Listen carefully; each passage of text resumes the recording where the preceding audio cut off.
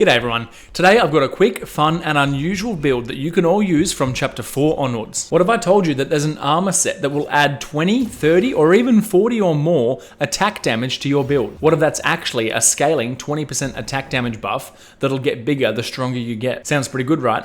Well, the Centipede armor set does exactly that. The 4 set piece bonus on this gives considerable attack damage when poisoned. You might have overlooked this armor set as soon as you saw that it had stuff to do with being poisoned, which is exactly what I did originally. But it turns out it's actually pretty easy to make it perfectly sustainable. So if you want to have anywhere from 200 to 250 plus attack damage without worrying about your health at all, here's how to do it. So to start with, we need the Death Stinger Soak for your wine gourd so that we can poison ourselves whenever we want. Now, whenever you use your wine gourd with this, you'll trigger poison on yourself for 30 seconds. Alright, so to show you how the damage actually works, I'm going to equip this weaker staff here. As you can see, we've got 72 attack damage. We'll take a sip from the wine gourd, which will activate the poison on ourselves, and we'll check the damage again. And we've gone up to 86 attack damage there. That's a 14 damage increase as a result of wearing this armor set. Alright, so if I go ahead and equip my strongest staff, being the Golden Lung Staff, that's 108 damage, 120 at the total there over on the right hand side. That just has a few passives included. We go ahead and get poisoned again with our wine gourd. And we're now up to 143. So that's a 23 damage increase, up from 14, which demonstrates, if you do the calculations there, which I'll show on screen, that this considerable attack damage boost from our armor set is giving us 20% damage. So the natural conclusion there is that because it's a 20% scaling boost, we want to bring our damage as high as we can before we activate that. And it turns out Spellbinder is a great way to do that. If you're not aware, Spellbinder boosts your attack damage by about 15-16% of your mana. I had 360 mana there, so we're going to use a mana increase there, which increases our max mana. Yep. So now mana's up to 420 there. So now we're getting 15-16% of 420 added to our attack damage. So I'll activate Spellbinder now, and as you see, we're up to 187 attack damage.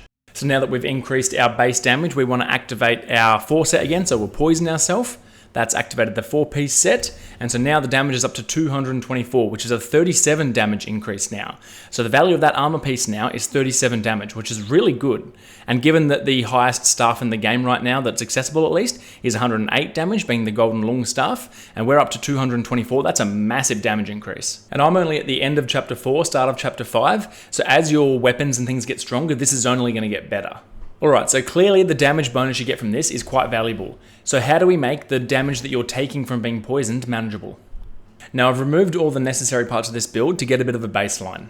So when you're poisoned, the default damage tick is 10 damage. As you can see here, we're taking 10 DPS, just ticking away, and that's too much. That's uncomfortable. That's going to be a bit of an impost on our gameplay. So we want to manage that. The first thing we're going to do is go into the Foundation Spark Tree, where you can access the 4 Bane's Endurance, which gives resistance to all 4. Now this resistance to, for example, Poison Bane, not only reduces how quick we get poison build-up, but also reduces how much damage we take. So that's a good start. We're now going to go into Curios, and we're going to take the Curio Jin Yin Belt Hook, which will give us another chunk of poison resistance. And then we're going to go ahead and equip the actual armor pieces, the Centipede armor, gloves and boots. Have 5 and 4 resistance respectively, so we get a little bit more there. As you can see, we're up to 39 poison resistance. That's pretty good. We're taking 4 damage per tick there. The last thing we're going to do, just to top it off, is go into our brew and add 1 final soak, which for a short period after we drink will also give us poison resistance. All right, and so now as we tick away, we are taking a total of 3 damage per tick, down from 10, so a massive reduction. Now the last piece of the puzzle is to go ahead and equip the Verdant Glow Spirit that you've never looked at before. That gives a passive of slowly recovering a small amount of health. That is going to go pretty close to fully countering the poison tick that we're taking. As you can watch in the bottom left there, my health, it is barely moving. I'm going down a little bit and I'm ticking back up. Over the full 30 seconds, you lose just a few mils of the health bar. It's absolutely nothing, and it's enough that if you just get 1 heavy attack combo out in a full 30-second window, just the exhilaration heal is going to be enough to counter it entirely. So enough that you can basically ignore it, which is fantastic. If you wanted to min-max this even more, you can go back to the Zhu Dog and increase your Celestial Mana bonuses to the maximum if you haven't already. And that'll get you a little bit more damage out of the Spellbinder, which will in turn yield more damage from the 20% from the Centipede armor. So that's pretty much it. For this build, you can obviously boost it up with some consumables to make it do insane brute force damage on bosses, but it's actually just really nice on non-boss areas, just running around exploring, because while you're not necessarily using your wine gourd all the time to get that extra bonus, you are using Spellbinder, and so you've got just good damage, hitting them hard, and you've also got the passive healing, and if you're not poisoned, your passive healing is just slowly bringing you back up to health, which is really nice. In terms of spark points, you obviously want to take the entire Spellbinder tree, but don't put anything else into other spells because you don't use them. Put everything else into the stances and the foundation tree. Make sure you take damage, and crit chance in the survival.